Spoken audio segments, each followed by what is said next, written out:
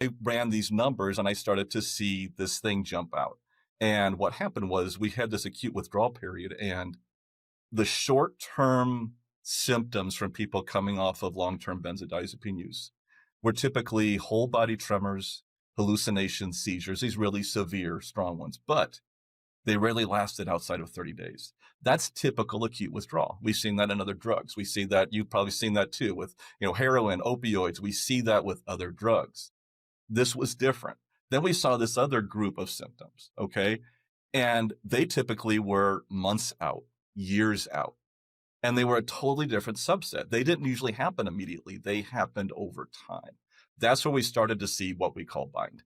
And so we saw something that I brought that to the research team, the data, and Dr. Peter Martin out of Vanderbilt, and Dr. Reed Finlayson over there, and Dr. Alexis Ridfo over at CU. All the doctors got together. And I remember Peter Martin, because he was there and he said, that's neurotoxicity. That's neuroadaptation. He just jumped on it because he knew what he was seeing.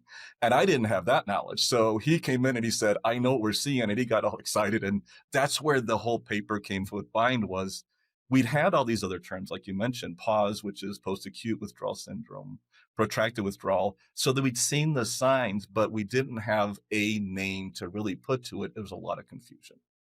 And so our goal with that paper was to say, hey, this is what this is. Let's identify it. This is what we've seen. We now can actually see in the data how this is different.